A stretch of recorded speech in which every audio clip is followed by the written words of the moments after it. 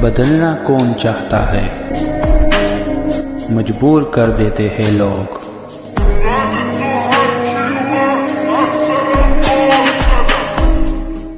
Hello beautiful people, नमस्ते। कैसे हैं आप सब? कैटलॉग स्टूल 1 पे आप सबका बहुत बहुत स्वागत है गाइस। तो आपसे दूर होकर क्या आपके पर्सन खुश है? क्या आप इस बात को जानना चाहते हो गाइस? क्योंकि ज़रूरी नहीं है कि जो दिखता है वो बिकता है ना। कभी कभी इंसान नहीं दिखा पाता, कभी कभी इंसान नहीं बता पाता कि वो कैसा महसूस कर रहा है। तो क्या आपकी दूरी ने उनके चेहरे की मुस्कुराहट छीन ली है, या फिर आपसे दूर होकर इस व्यक्ति के चेहरे की मुस्कुराहट वापस आई है? क्या हो रहा है हकीकत में, ये हम आपको आज इस रीडिंग में बताने वाले हैं। तो आपको चुनना है उनके नाम का पहला अक्षर। जी हाँ, अपने पर्सन के नाम का अक्षर पहले आपको चुनना है। पाई नंबर 1 में है अल्फ़ाबेट ए से लेकर एम तक। अगर आपके पर्सन के नाम का पहला अक्षर ए से लेकर एम तक आता है तो आप पाइल नंबर 1 चुनिए। अदरवाइज जाइए पाइल नंबर 2 में, और यहाँ पर है अल्फ़ाबेट एन से लेकर जेड तक। ठीक है, तो दोनों ही पाइल आपके सामने रखे हुए हैं। अपने पर्सन को तो याद करोगे ही, साथ साथ ईश्वर को भी याद कर लीजिए, दुआएं भी कर लीजिए। खुद को पॉजिटिव रखिए। सबसे इम्पॉर्टेंट बात ही ये है कि आपको पहले खुद को प्यार करना है, उसके बाद फिर जो है बाकी दुनिया के बारे में सोचना है। ठीक है, तो चलिए इतना कहते हुए देते हैं आपके सवाल का जवाब कि क्या आपके पार्टनर आपसे दूर होकर खुश है या फिर दुखी है। तो स्टार्ट करते हैं रीडिंग पाइल नंबर 1 से। ये है हमारा पाइल नंबर 1, ए से लेकर एम तक जिन्होंने भी चुना है। तो सबसे पहले इस व्यक्ति की एनर्जी मैं चेक करना चाहूँगी। देखते हैं क्या है इनकी एनर्जीज में।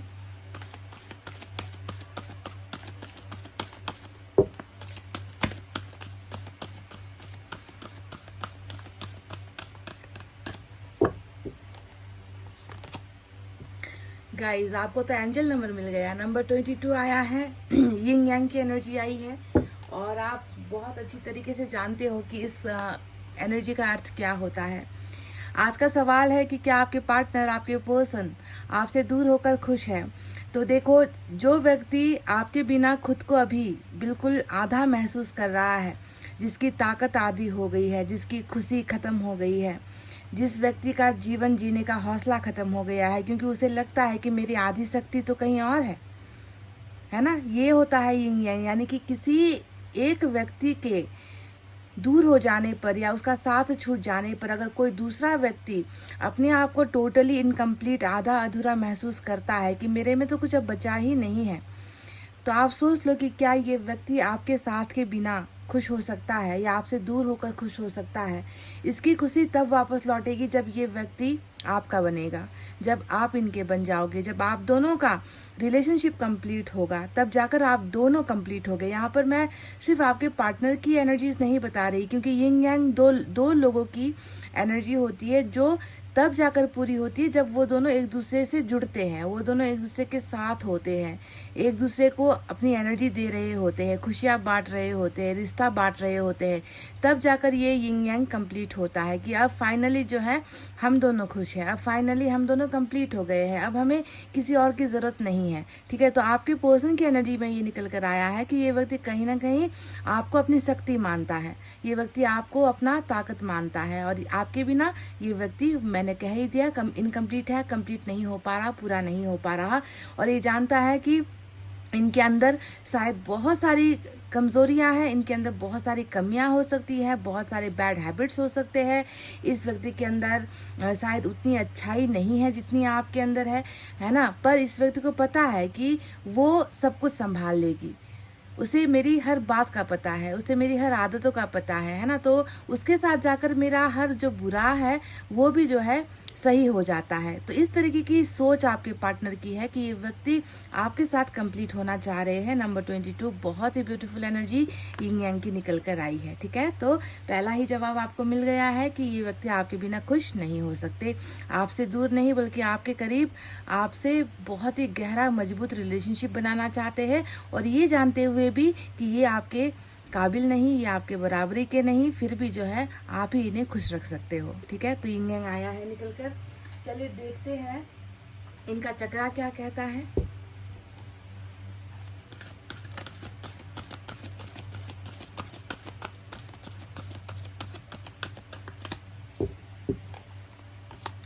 इनका चक्रा का कहता है बेस चक्रा नंबर 1। फिर से आपको एंजल नंबर 1 मिला है। नई बिगनिंग की भी जो है नंबर जो होती है वो नंबर 1 की एनर्जी ही होती है, सूर्य को दर्शाता है नंबर 1, है ना। तो बेस चक्रा, मैं आपको एक सवाल करना चाहूंगी गाइज इस कार्ड को देखते हुए, ठीक है। ये बेस चक्रा उन लोगों के लिए आता है ना जिसके जिंदगी में ठहराव की कमी होती है, ठीक है।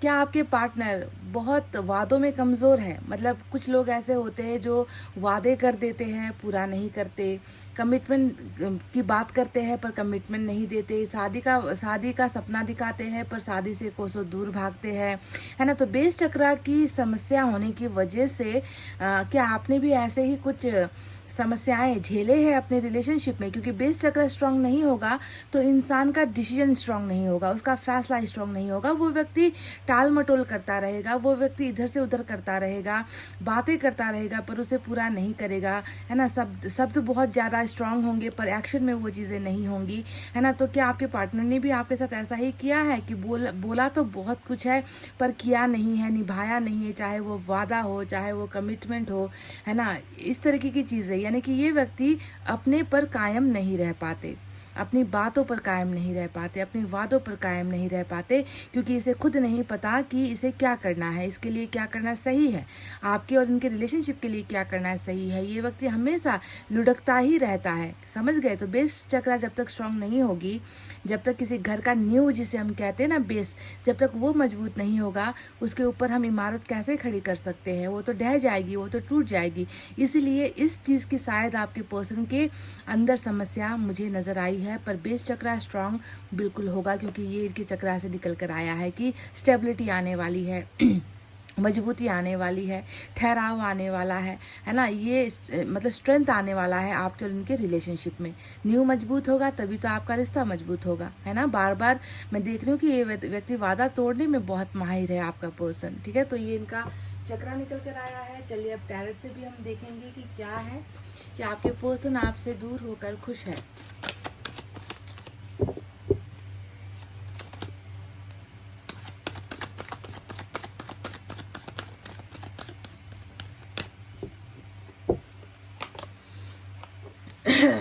गाइस क्या कहूँ मैं, देखिए 5 नंबर की एनर्जी आई है। तो जानते हैं ये कि मैं बहुत ही एक ऐसा व्यक्ति हूँ जिसने सच में बेस चक्रा यानी कि प्यार को देखो गिरने दिया, प्यार को लुटने दिया, प्यार को मिटने दे दिया, पर इस प्यार के लिए कुछ कर नहीं पाए, इतना कमजोर इनका बेस चक्रा रहा है।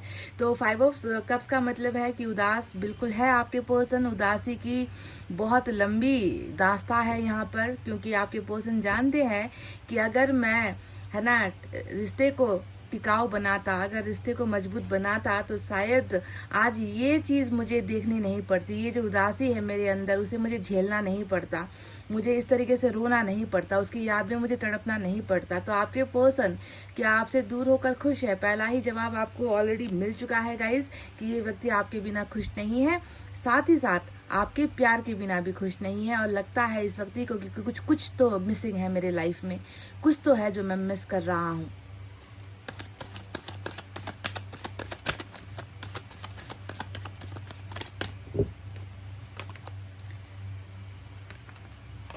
वाओ गाइस, 9 ऑफ कप्स निकल कर आया है, फिर से वाटर साइन ही आया है।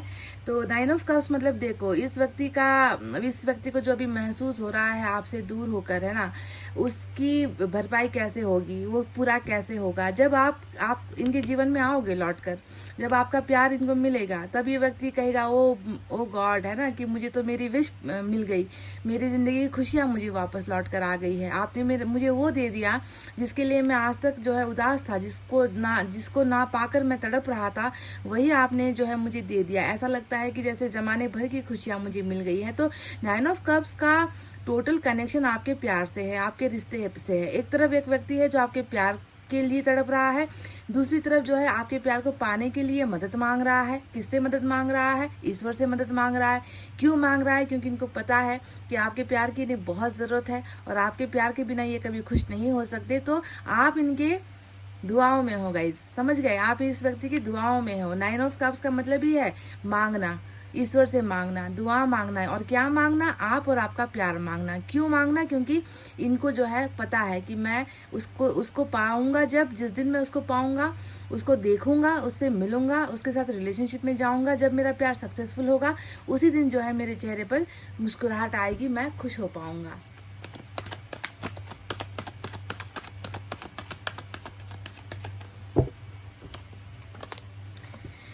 क्या कहूँ मैं गाइस, हेरोफेंट आया है। मैं देख पा रही हूँ कि बहुत ही बेहतरीन, बहुत ही साहस वाला और बहुत ही न्यायपूर्ण फैसला आपके पर्सन द्वारा लिया जाने वाला है गाइस, क्योंकि हेरोफेंट मेजर अरकाना टॉरस की एनर्जी आई है और ये बताती है कि जो व्यक्ति अब तक कहीं ना कहीं कहते हैं ना कि रिलेशनशिप को लेकर टाल मटोल कर रहा था, है ना, वादा नहीं कर पा रहा था या वादा करके मुकर रहा था, जो मैरिज की बातें तक इन्होंने जो है आपके साथ करके टाल दी, उसको पोस्टपोन कर दिया या उसको ही जो है नज़रअंदाज कर दिया, है ना। तो मैरिज का जो इनका स्टेबिलिटी नहीं रहा है, जिससे ये डरे हैं या जिससे ये भागे भागे फिरते रहे हैं, मैं देख रही हूँ कि ये व्यक्ति अब जो है टोटली एकदम अपने माइंड से, अपने हार्ट से ये व्यक्ति आपके साथ रिलेशनशिप में समर्पित होने का फैसला लेने जा रहे हैं।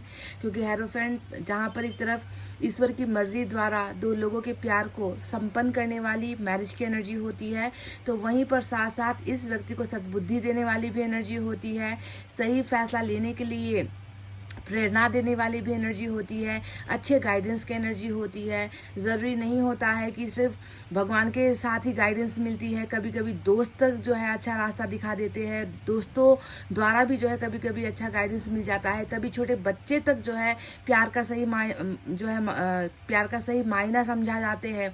तो कहीं ना कहीं से इस व्यक्ति को गाइडेंस मिल रही है, ठीक है, इस व्यक्ति को सद्बुद्धि आ रही है कि मैंने जो जिसे प्यार किया है उससे मुझे अब जो है मैरिज कर लेनी चाहिए, क्योंकि उसके साथ मैं खुश हो सकता हूँ, उसके साथ मैं ज़िंदगी जी सकता हूँ और उसको पाकर जो है मुझे सब खुशियाँ हासिल हो सकती है। तो ये एक लव मैरिज का जो डिसीजन है आपके पर्सन लेने जा रहे हैं, पाइल नंबर 1, ठीक है। ये मैंने जब भी आपसे कहा है कि मेजर अरकाना को कभी भी माइनर अरकाना से जो है आपको कंपेयर नहीं करना है, क्योंकि मेजर अरकाना उन लोगों के लिए निकल कर आता है, यानी कि ये तुम्हारा तय डिसीजन है, ये तुम दोनों के बीच में होगा, ठीक है। आपके पर्सन खुश है या नहीं है, आपके पर्सन आपको मांग रहे हैं या नहीं मांग रहे, इसे दरकिनार कर दो। पर जब मेजर अरकाना रीडिंग में आता है, इसका मतलब है कि ये तो हमने तुम दोनों की तकदीर में लिखा है और तुम दोनों इससे मुकर नहीं सकते, ये तुम दोनों के भाग्य में ऑलरेडी लिखा जा चुका है। तो आप पाइल नंबर 1, आपका आपके पर्सन के साथ में ये एक टाई अप हो चुका है, आप दोनों का ये एक कनेक्शन ऑलरेडी फिट बैठ चुका है, जिसे ईश्वर ने आप दोनों के लिए तय किया है, ठीक है। तो ये हेरोफेंट की एनर्जी निकल कर आई है। चलिए देखते हैं दूसरे डेक से क्या है गाइस।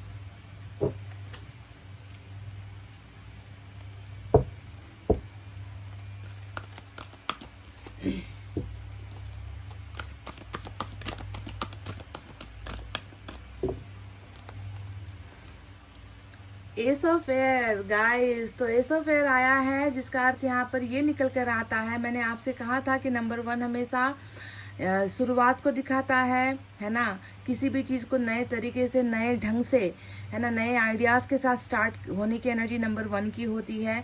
और नंबर 1 के साथ एयर साइन आया है, जिसका मतलब क्या होता है, ये होता है हमेशा रफ्तार, समझ गए, रफ्तार। जो व्यक्ति अब तक अगर मैं देखूं, आपके कार्ड्स को देखूं, आपके पर्सन के कार्ड्स को देखूं, तो ये व्यक्ति कभी रफ्तार में था ही नहीं, कभी इधर भाग रहा था तो कभी इधर भाग रहा था, इनके अंदर ठहराव नहीं था, ये किसी मतलब वादों के पक्के नहीं, ये व्यक्ति कमिटमेंट का पक्का नहीं, ये व्यक्ति जो है हमेशा जो है बहानेबाजी करने में उस्ताद, इस तरीके का जो व्यक्ति है, वो मैं देख रही हूँ कि आज चाहता है कि जल्द से जल्द इस रिश्ते की शुरुआत हो और जल्द से जल्द आप इनके बनो और ये आपके बने, क्योंकि एस ऑफ एयर हमेशा रफ्तार के साथ किसी के जीवन में लौटने की एनर्जी होती है, शुरुआत करने की एनर्जी होती है। चलिए और देखते हैं कि अगर कुछ है ऐसा जो रुकावट है या रुकावट बन सकता है, या कुछ और चीज़ें, कुछ और खुशखबरी या कुछ भी, देखते हैं क्या निकल कर आता है।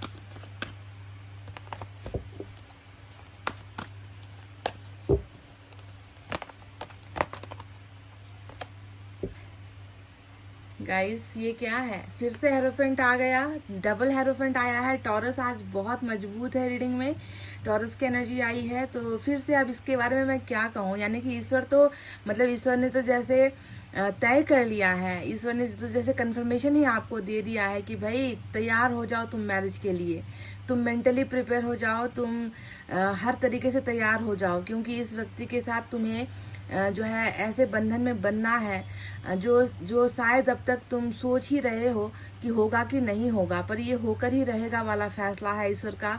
टॉरस की एनर्जी आपका इंतज़ार कर रही है कि आप दोनों को एक होना है, आप दोनों का एक होने का जो सफ़र है वो मैरिज ही है।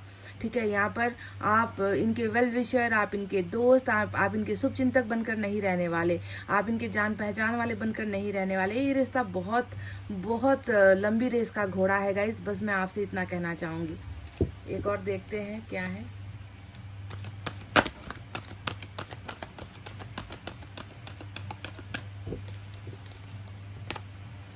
टू ऑफ एयर की एनर्जी आई है। बिल्कुल कहीं ना कहीं ये व्यक्ति शायद इस वजह से भी ज़्यादा मतलब कहते हैं ना कि बहानेबाजी करना है ना, इस वजह से भी कर रहा था, क्योंकि अभी या उस वक्त जब ये आपके रिलेशनशिप में थे हो सकता है कि इस व्यक्ति का दो माइंड था, दो दिमाग था, है ना, या फिर ये व्यक्ति दिल और दिमाग के बीच में कहीं ना कहीं पिसा हुआ था, है ना। ये डिसाइड नहीं कर पा रहा था कि लव मैरिज कर लेनी चाहिए या फिर कुछ और कर लेना चाहिए, है ना, या फिर मतलब बहुत ज़्यादा सोच रहा था, आपको भी छोड़ नहीं पा रहा था और आपसे दूर भी नहीं हो पा रहा था। तो ऐसा मतलब दो चीज़ों के बीच में पिसता हुआ एक इंसान हो सकता है। टू ऑफ एयर का मतलब ही है दो तलवारों के बीच में फंसा हुआ एक व्यक्ति, है ना, कि इधर भी जाओ तो कटना ही है, उधर भी जाओ तो कुछ ना कुछ होना ही है ना। तो मैं करूँ तो क्या करूँ वाली एनर्जी में शायद आपके पर्सन हो सकते हैं, इसीलिए इन्होंने शायद टेम्प्ररी कोई डिसीजन लिया होगा, कोई थोड़े समय का, क्षणिक समय का आपसे दूर होने का फैसला लिया होगा। पर आपसे दूर होना कहीं ना कहीं इस व्यक्ति पर ही जो है भारी पड़ गया और ये व्यक्ति उसे बर्दाश्त नहीं कर पाया। और शायद अब मैं देख रही हूँ कि इसका ये दो नाव पर पाँव रखना या दो सवारी करना या दो चीज़ों के बीच में भटकना, ये अब ख़त्म होने वाला है, क्योंकि यहाँ पर हेरोफेंट आया है मेजर अरकाना, जो बताता है कि अब तो तुम्हें एक का ही होकर रहना है, अब तो तुम्हें एक ही फैसला लेना है। अब तुम दो नाव की सवारी नहीं कर सकते या फिर दो नाव पर पैर नहीं रख सकते, है ना, दो लड्डू नहीं खा सकते, तुम्हें एक को ही चुनना होगा, क्योंकि वही हमने तुम्हारे लिए चुना है। तो ये ईश्वर की मर्जी है। थोड़ी से कन्फ्यूजन में आपके पर्सन डेफिनेटली है। चलिए देखते हैं यूनिवर्स की तरफ से क्या है।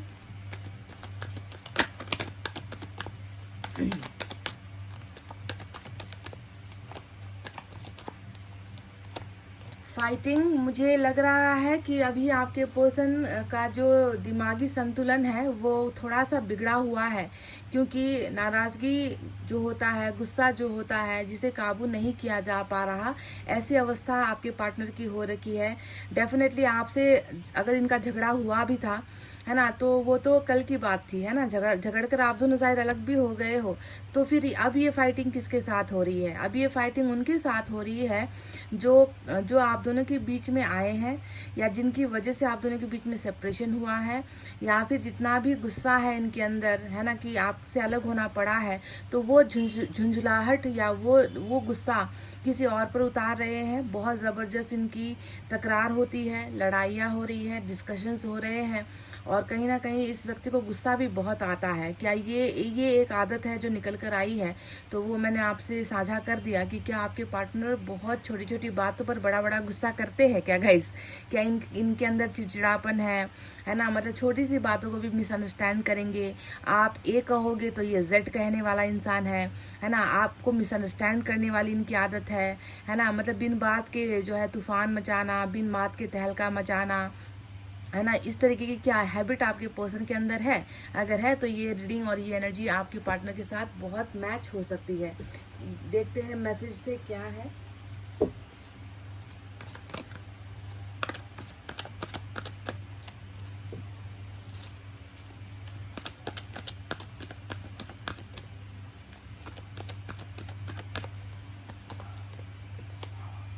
मेजर चेंजेस, बहुत बड़े बदलाव, और आपकी लाइफ का मैं कह रही हूँ कि एक बहुत मेजर टर्निंग पॉइंट आ रहा है आपके रिलेशनशिप में। देखो यहाँ पर भी स्टेबिलिटी की ही बात आई है। आप देखोगे यहाँ पर ये फोटो अगर आप देखोगे, एक मीनार आपको नजर आएगा, और ये मीनार ऐसे ही नहीं खड़ा है गाइस, है ना। इस मीनार को खड़े होने के लिए इसका जो बेस चक्रा है वो मजबूत होना चाहिए। आपके पार्टनर की रीडिंग की शुरुआत में ही बेस चक्रा आया था, और उसी से सेम 100% हूबहू कॉपी निकल कर आई मेजर चेंजेस, कि जब यहाँ का नीचे का बेस मजबूत होगा और तभी जाकर ये इमारत खड़ी होगी। जब आपके पर्सन सॉलिड डिसीजन लेंगे, स्ट्रांग डिसीजन लेंगे, तब जाकर आपका रिश्ता भी ऐसे ही ऊपर की तरफ जाएगा, मजबूत रिश्ता आप दोनों का बनेगा। और यही बात यहाँ पर हेरोफेंट ने भी बता दी है कि मेजर चेंजेस, बहुत बड़े बदलाव जो आपके रिलेशनशिप में आ रहे हैं वो मैरिज का ही बदलाव है। समझ गए? इससे ज़्यादा आपको और क्या कहूँ मैं गाइज। मतलब हर कार्ड जो है इशारा कर रहा है कि आप दोनों एक दूसरे के लिए बने हो। हाँ, बहुत चेंजेस, ये भी मैं बता दूं कि बहुत आपके पार्टनर और आपके अंदर बहुत चीज़ें ऐसी हैं जो मिलती नहीं है, मेल नहीं खाती हैं। आप अलग जोन के हो, आप अलग सोच विचार के व्यक्ति हो, आप अलग आदतों वाले व्यक्ति हो, और आपके पार्टनर जो आपको मिले हैं वो बिल्कुल दूसरी दिशा से आते हैं, वो किसी और ही प्लैनेट के हैं। समझ गए ना? फिर भी आप दोनों यिंग यांग हो, यानी कि फिर भी आप दोनों एक दूसरे के लिए हो। ईश्वर ने आप दोनों को इसीलिए चुना है कि एक की कमजोरी को दूसरा पूरा करे, इसकी कमजोरी को आप पूरा करो, इनके अंदर कोई गलतियां हैं, है ना, तो आप सुधारो, आपके अंदर कुछ है तो ये सुधारे। इस तरीके का रिलेशनशिप आप दोनों का ईश्वर ने तय किया है, चुना है। समझ गए? तो गाइज ये थी आपकी रीडिंग कि आपसे दूर होकर आपके पर्सन खुश है या नहीं। मैंने आपको इनकी करंट एनर्जीज भी बता दी, इनका फ्यूचर भी बता दिया है आपके साथ, और जो ये अभी मांग रहे हैं वो भी मैंने आपको बता दिया। ठीक है? अगर आप इस रीडिंग से संतुष्ट हो, अगर आपको ये रीडिंग समझ में आई है, तो फिर देर किस बात की, एक लाइक तो बनता है गाइज। लाइक कर दो, कमेंट कर दो, प्लीज़ शेयर कर दो गाइज, क्योंकि मैं बहुत दिनों बाद जो है रीडिंग कंटिन्यू कर रही हूँ। तो प्लीज़ इसे शेयर करके उन लोगों तक पहुँचा दीजिए जिनको हमारी इस फैमिली के बारे में नहीं मालूम, हमारे इस चैनल के बारे में नहीं मालूम, और जिन्हें इसकी ज़रूरत है हीलिंग के लिए। ठीक है गाइज? हीलिंग के लिए इसे शेयर कर दो। तो चलिए, इतना कहते हुए अब मैं रीडिंग को कर रही हूँ क्लोज। आपको रखना है अपना बहुत अच्छा ख्याल, क्योंकि मैं करती हूँ आप सबसे बहुत ज़्यादा प्यार। Love you all, take care, नमस्ते and bye bye guys. Hey guys, welcome back. तो पाइल नंबर 2 एन से लेकर जेड तक जिन्होंने भी चुना है आपके पार्टनर के नाम का पहला अक्षर, तो चलिए देखते हैं कि आपसे दूर होकर के आपके पार्टनर खुश है या कैसी है इनकी स्थिति, इनकी अवस्था, आपको बता ही देते हैं। तो सबसे पहले इनकी एनर्जी आज चेक करेंगे गाइस। ठीक है? कैसी एनर्जी में है।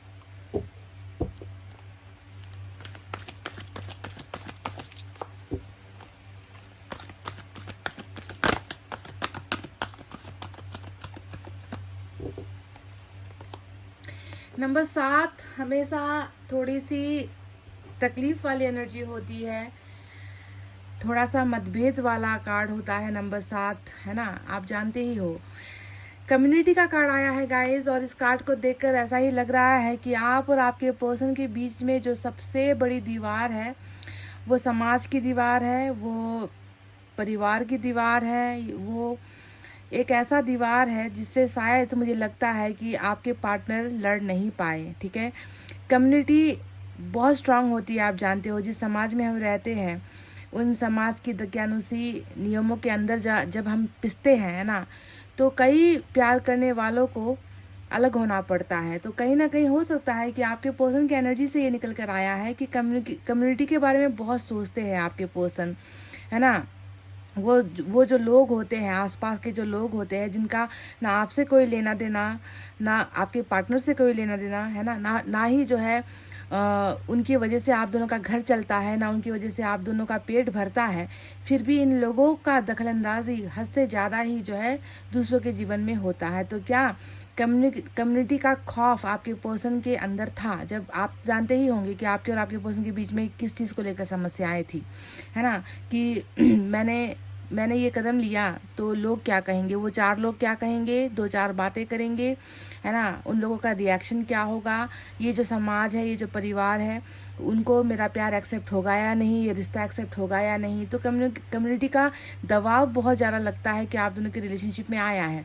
और साथ ही साथ मैं इतना भी कह दूं कि आप में से बहुत सारे लोग ऐसे हो जिनका आपके पार्टनर के साथ शायद धर्म अलग हो, आपका कल्चर अलग हो, रहन सहन अलग हो आप दोनों का, है ना, सोच विचार भले ही आप दोनों का एक है, दिल भले ही आप दोनों का एक दूसरे के लिए प्यार करता है या धड़कता है, पर आप दोनों के बीच में ये जो एक दीवार है वो सोसाइटी, समाज, कम्युनिटी को लेकर ही है ना। इसी वजह से शायद कुछ प्रॉब्लम हुई है और अभी भी आपके पर्सन की एनर्जी में कहीं ना कहीं उस कम्युनिटी की सोच और बातें नज़र आती है। ठीक है, तो कम्युनिटी को लेकर ही शायद इस व्यक्ति ने ऐसा किया है आपके साथ कि ये आपसे दूर हुए हैं या दूर चले गए हैं। बहरहाल देखते हैं कि ये जो समाज है, ये जो कम्युनिटी है, इसका खौफ कितना है, अभी भी बरकरार है या फिर ये हटा है या फिर ये हटेगा, और आपके पर्सन उस दूरी को ख़त्म करेंगे या नहीं करेंगे जो इस कम्युनिटी के वजह से ही आप दोनों के बीच में आई है। ठीक है, तो ये इनकी एनर्जी में निकल कर आया है। चलिए इनका चक्रा भी देखते हैं।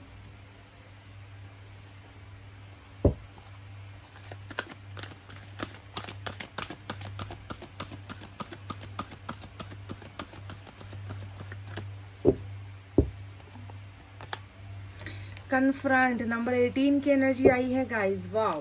तो कन्फ्रंट यानी कि भले ही आपके पर्सन अभी किसी किसी कहते ना कि डर के साए में है ना, परिवार है या समाज है या कुछ भी है जो आप दोनों के बीच में डिफरेंट है, उसके डर के साए में हो सकते हैं कि आपके पर्सन है। पर गाइस मैं आपको बता दूं कि आप इनसे सवाल पूछ पा रहे हो या नहीं, आप जवाब ढूंढ रहे हो कि तुमने मेरे साथ ऐसा क्यों किया, मुझे धोखा क्यों दिया, या मुझे बीच में क्यों तुमने छोड़ा है, या तुम मुझसे दूर क्यों हो रहे हो। भले ही इसने आपको जवाब नहीं दिया है, पर मैं आपसे कह दूं कि ईश्वर इस व्यक्ति को कन्फ्रंट करवा रहे हैं। इस व्यक्ति को खुद से ही सवाल करने के लिए ईश्वर मजबूर कर रहे हैं। ये व्यक्ति जब भी अपने आप को देखता है ना, बस ये यही सवाल करता है कि मैं कैसा इंसान हूँ, मैंने क्या सही किया या मैंने क्या गलत किया, क्या गलत मैं था। ये सवाल जो है, जो आप इनसे नहीं पूछ पा रहे हो, जितने भी आपके मन के अंदर प्रश्न है ना इस व्यक्ति को लेकर, जो आप नहीं पूछ पा रहे हो, भगवान की दुआ से इस व्यक्ति को वो प्रश्न ईश्वर पूछ रहे हैं कि एक बार खुद को देख लो, एक बार सर से लेकर पांव तक, अपने अंदर तक तुम खुद को झांक लो कि तुमने कितना सही किया है। ये कदम उठाकर कन्फ्रंट कर रहे हैं इनको जो है, इनको कटघरे पर जो है ईश्वर खड़ा कर रहे हैं। ठीक है, तो जब इंसान खुद के अंदर झांकता है ना, तब पता चलता है कि मैं कितना पानी में हूँ, मैं कितने पानी के अंदर हूँ और मैं कितने ऊपर हूँ, है ना। तो कन्फ्रंटेशन चल रही है बिल्कुल। इनको जो है आत्मा से ही जो है ये व्यक्ति प्रश्न कर रहा है खुद से, है ना। और जब भी ये व्यक्ति खुद को देखता है, झांकता है ना, तब इस व्यक्ति को अपने अंदर बहुत बुराई नज़र आती है, तब इस व्यक्ति को अपने अंदर अच्छा नहीं नज़र आता। क्योंकि आप देखोगे शैडो में या मिरर में जो है बिल्कुल ब्लैक शैडो आपको नज़र आएगा, काली परछाई आपको नज़र आएगी कि ये व्यक्ति खुद को जब देखता है तो इसको अपने अंदर बहुत सारी बुराई नज़र आती है। खुद को ये व्यक्ति गलत महसूस करता है, गलत समझता है, और आईने की तरह साफ हो जाता है इस व्यक्ति को जब ये खुद को देख रहा है कि आई वॉज नॉट राइट, मैं सही नहीं था, कहीं पर भी मैं सही नहीं था। तो कन्फ्रंटेशन चल रही है बिल्कुल। तो नंबर 18 आपके लिए खास हो सकता है। चलिए देखते हैं कि अब टैरेट से क्या है।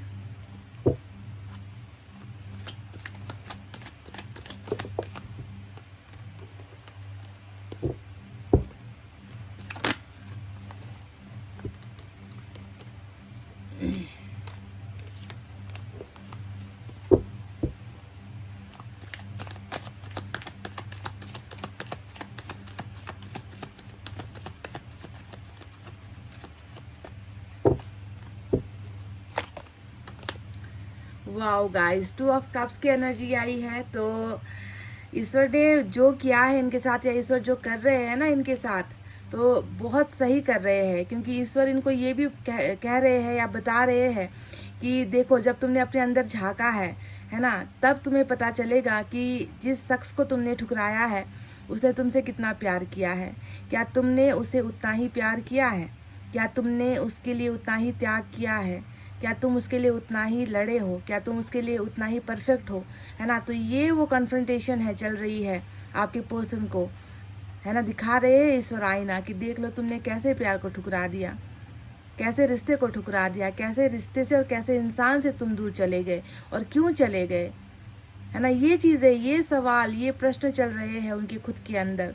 और जब ये खुद को देख रहे हैं ना, तो कहीं ना कहीं इनको लग रहा है कि मतलब आपके लायक ही नहीं है आपके पर्सन। इनको ऐसा महसूस हो रहा है, और इनको ये भी फील हो रहा है कि अरे मैं भी तो इससे प्यार करता हूँ, देखो 2 ऑफ कप्स में क्या होता है, सिर्फ आपके प्यार का उल्लेख नहीं है यहाँ पर। इस व्यक्ति को भी इस बात का कन्फ्रंट होने के बाद इस व्यक्ति को भी इस बात का पता चला है कि ये भी तो आपसे उतना ही प्यार करते हैं, ये भी तो आपके बिना जी नहीं पा रहे हैं, इन्होंने भी तो आपसे सच्चा प्यार किया है, पर उस प्यार को इन्होंने अनदेखा किया है, इग्नोर किया है, अपने मन की बात को झुठलाया है। इस व्यक्ति ने कहीं ना कहीं कम्युनिटी या समाज की भेंट चढ़ा दी इस व्यक्ति ने आपके प्यार को, इस रिश्ते को, है ना। पर कन्फ्रंटेशन हो चुकी है, इस व्यक्ति को पता चल गया है कि we love each other equally, हम दोनों इक्वली मतलब बराबरी से एक दूसरे को प्यार करते हैं, एक दूसरे के लिए बनाए हुए हैं और एक दूसरे से दूर हो नहीं सकते। हम दोनों का प्यार एक दूसरे के लिए सच्चा है, पर बीच रास्ते में कहीं ना कहीं ये व्यक्ति थोड़ा सा जो है डिसबैलेंस हो गया, थोड़ा सा भटक गया ये व्यक्ति,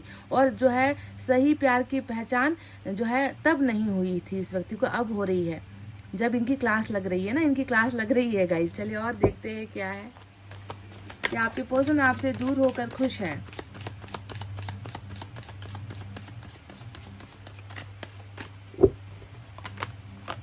टेन ऑफ कप्स की एनर्जी आई है, ब्यूटीफुल गाइज, बहुत खूबसूरत energy.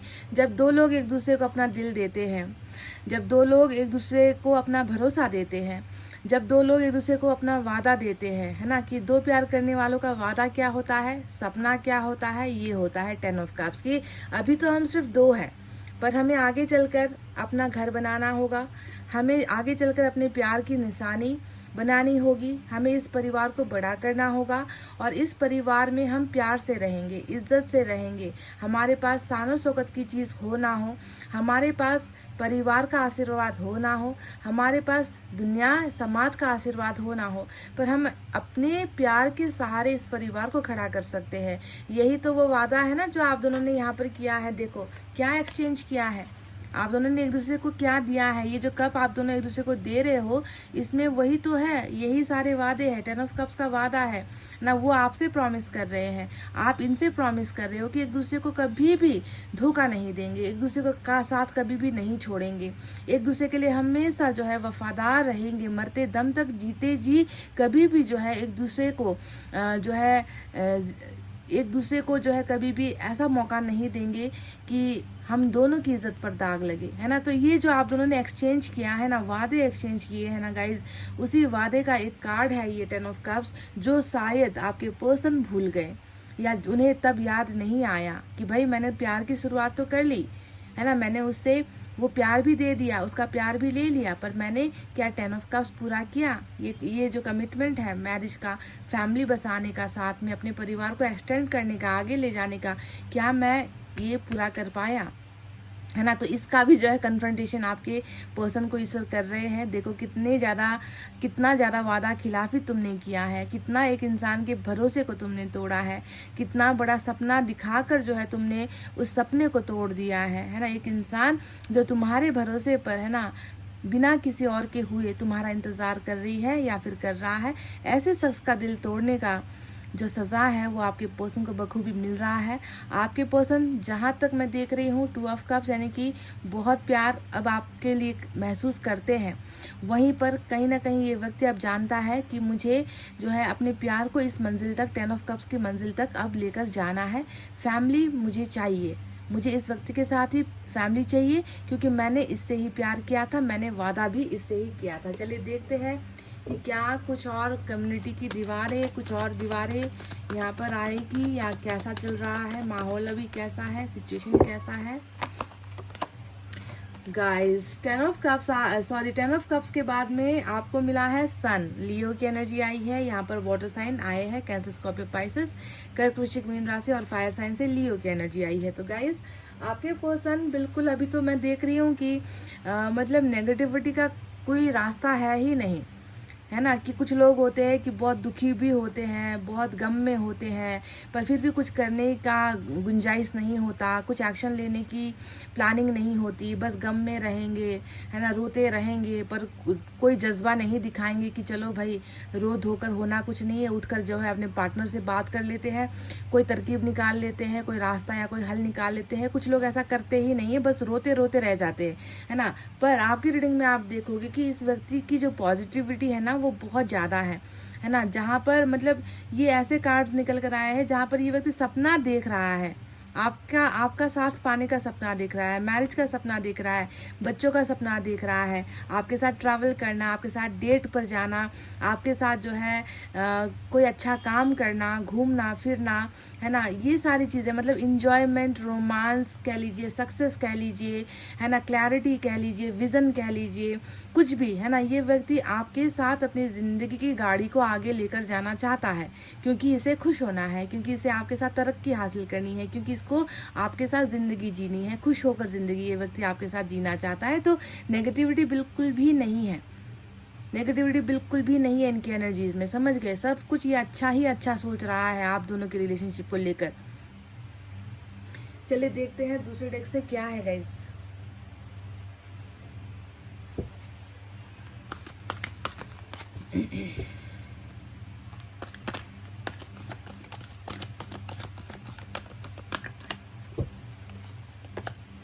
Wow, 8 of fire, 8 of wands की एनर्जी आई है। तो गाइस, किसने किसको मारा था ब्लॉक में? मेरा ये सवाल आपसे है कि किसने किसको ब्लॉक मारा है, कि किसने किससे कांटेक्ट या फिर कनेक्शन तोड़ा है, आपने या आपके पार्टनर ने? क्योंकि यहाँ पर तो मैं देख रही हूँ कि ये व्यक्ति कांटेक्ट वापस बनाना चाह रहा है ना, बातचीत का जरिया जो है आगे करना चाह रहा है, कुछ बोलना चाह रहा है, कुछ दीवारें भी अगर है ना, क्योंकि 8 ऑफ वैंड सिर्फ कम्युनिकेशन का ब्लॉक नहीं होता है, 8 ऑफ फायर आपके और इनके बीच में बहुत सारी दूसरी दीवारों का भी जिक्र करता है ना। तो चाहे वो बातचीत का सिलसिला बंद हो गया है ना, चाहे वो समाज, संस्कार, रीति रिवाज के वजह से दीवार खड़ी हुई है, जो भी यहाँ पर दीवार है, आपके पर्सन जानते हैं कि जब तक ये दीवार हटेगी नहीं ना, तब तक मेरा सोलमेट मुझे मिलेगा नहीं। तो सबसे पहले ज़रूरी है कि उस दीवार को हटाऊं, है ना। तो आप दोनों के बीच में कैसी दीवार खड़ी हुई है, आपके पार्टनर ने कौन सी दीवार खड़ी कर दी? क्या बातचीत बंद करके, बातचीत ठप करके इन्होंने जो है आपके साथ रिश्ता तोड़ा है, या फिर जो मैंने कहा है ना, रीति रिवाज, समाज का जो दीवार है उसकी बात कह के आपके साथ रिश्ता तोड़ा है, जो भी है, तो उसे हटाना इनके लिए सबसे फर्स्ट प्रायोरिटी ये बन गई है कि पहले मैं उन दीवार को हटाऊंगा जो हम दोनों के बीच में है। उसके बाद में जो है, जब आप दोनों के बीच में अच्छा कांटेक्ट, कम्युनिकेशन बनेगा, उसके बाद में 10 ऑफ कप्स और सन तो आप दोनों को मिलना ही है। क्यों? क्योंकि सोलमेट का सफ़र है आप दोनों का।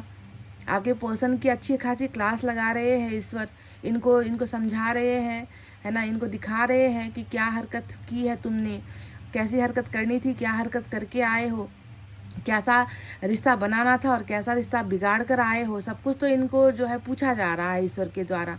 बार बार इनके जहन में, इनके आत्मा में वो सवाल चल रहे हैं गाइस। कन्फ्रंटेशन का मतलब ही यही होता है कि बहुत सारे सवाल जिसमें ये अपने आप को ही छोटा महसूस करता है, अपनी गलतियों को पकड़ता है, मानता है, एक्सेप्ट करता है। तो कम्युनिकेशन भी यहाँ पर मैं देख रही हूँ कि आपके पर्सन ट्राई करने वाले हैं बहुत जल्दी। चलिए देखते हैं और क्या है।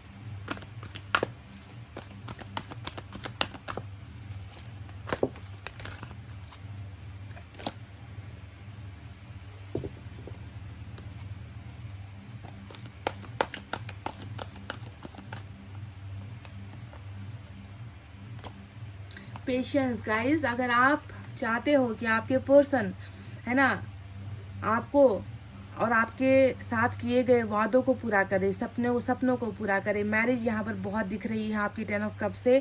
पर मैं आपसे कह दूँ कि पेशेंस जब आता है, यानी कि थोड़ी क्लास और लगा लेने दो, थोड़ी सज़ा आपके पर्सन को और मिल जाने दो, है ना, जब तक ये व्यक्ति सही ढंग से आपके लिए तैयार नहीं होगा, है ना, सही ढंग से आपके प्यार को पाने के काबिल खुद को नहीं सोचेगा या बनाएगा, तब तक जो है आपको थोड़ा सा सब्र करना पड़ेगा। पेशेंस बताता है कि इस व्यक्ति के दिल पर बहुत गहरा असर हुआ है, आपसे बिछड़ने का असर हुआ है, तन्हाई इसको उपहार में मिल रही है, दर्द इसको मिल रहा है, और ये दर्द जो होता है पेशेंस का, वो दिल से शुरू होता है और दिल से शुरू होकर दिमाग तक जाता है, दिमाग से जो है शरीर के बाकी अंगों तक जो है ये दर्द पहुंच जाता है ना। पेशेंस की सज़ा ऐसी होती है ना, कि मैंने मतलब एक गलती कर दी और उसकी सज़ा मुझे लाखों चुहिया, जो कहते हैं ना कि लाखों सुइयाँ चुभो कर ईश्वर दे रहे हैं, ऐसा होता है पेशेंस का कठोर से कठोर सज़ा, जब एक इंसान बिल्कुल जो है अपने आपे में नहीं होता, अपने संतुलन में नहीं होता, जिसकी ज़िंदगी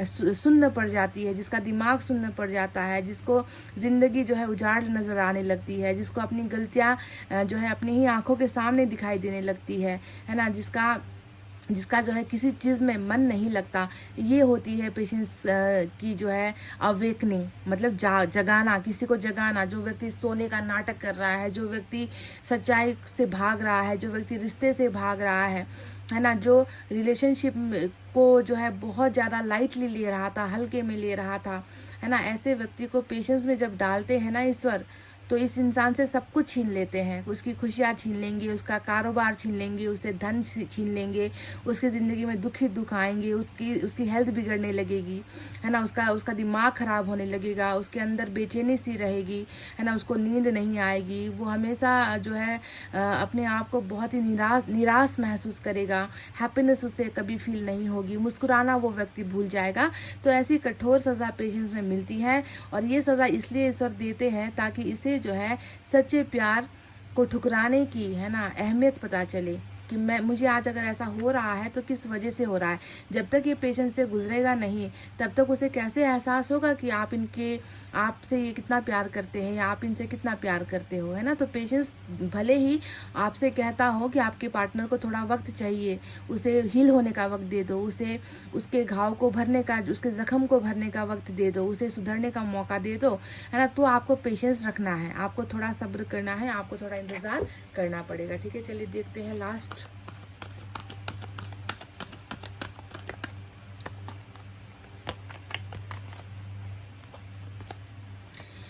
देखिए फिर से मेजर अरकान आ गया। अच्छा, आपके यहाँ पर 3 आज मेजर अरकान आए हैं। एक है लियो, दूसरा है स्कॉर्पियो और तीसरा है सेजिटेरियस। ठीक है, पेशेंस सेजिटेरियस की एनर्जी होती है। इसके अलावा water sign cancer, Scorpio, Pisces, कर्क, वृश्चिक, मीन राशि, fire sign Leo, Sagittarius, Aries, सिंह, धनु और मेष राशि।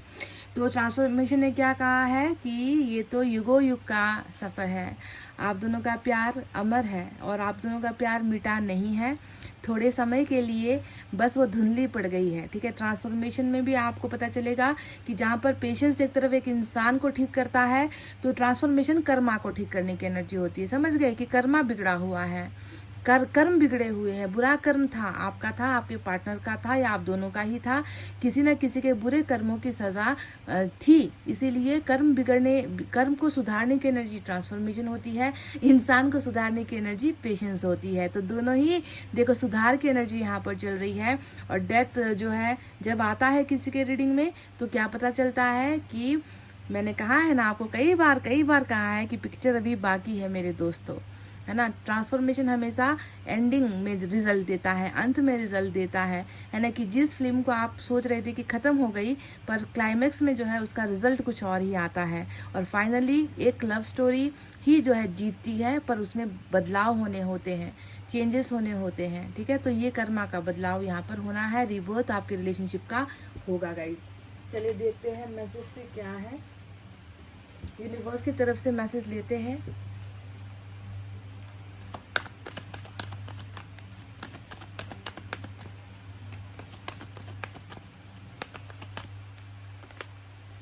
आइसोलेशन देखिए, लास्ट में आकर उस सवाल का जवाब मुझे मिला कि क्या आपसे दूर होकर आपके पर्सन खुश है। देखो अंत में आया, देर से आया, दुरुस्त आया और डंके की चोट पर आया। आइसोलेशन यानी कि हालांकि पेशेंस में भी वही गम होता है, दर्द होता है, हार्ट चक्रा दर्द में होता है, दिल का टुकड़ा दर्द में होता है। तो आइसोलेशन का मतलब अकेलापन तो बहुत ही ज़्यादा है, रो भी रहा है, आपको याद भी कर रहा है, अपनी गलतियों पर टेसुए आंसुए भी बहा रहा है, पर ये सारी चीज़ें छुपके कर रहा है, किसी के सामने नहीं कर रहा, किसी को बहुत ज़्यादा एक्सपोज नहीं करके बता रहा कि मैं देखो मेरा ब्रेकअप हो गया, या मैं मेरे पार्टनर से अलग हो गया, है ना, मुझे अपनी गलतियों का एहसास हो रहा है। ऐसी बातें मतलब दूसरों के सामने नहीं शो ऑफ कर रहे, पर जो भी कर रहे हैं बहुत छुप कर रहे हैं, अकेले में कर रहे हैं, ताकि जो है दुनिया को इनकी इस हालत का पता ना चले और दुनिया इनका मजाक ना उड़ाए, है ना। कि तू देवदास हो गया भाई, तू तो बहुत स्ट्रांग था, तू भी रोता है क्या, या तू भी रोती है क्या, है ना, एक ब्रेकअप ही तो हुआ है, तो कोई इसका मजाक ना उड़ाए। तो ये व्यक्ति जो भी है अपने अंदर ही जो है इसका चल रहा है सब कुछ, दर्द में जाना, पछतावा करना, पश्चाताप के आंसू यहाँ पर आपको दिखेंगे गिर रहे हैं, है ना। तो आइसोलेशन में है, अकेलेपन में है, और थोड़ा सा कटा है आपका पर्सन दूसरों से। एक मैसेज भी हम देखेंगे यहाँ से क्या है।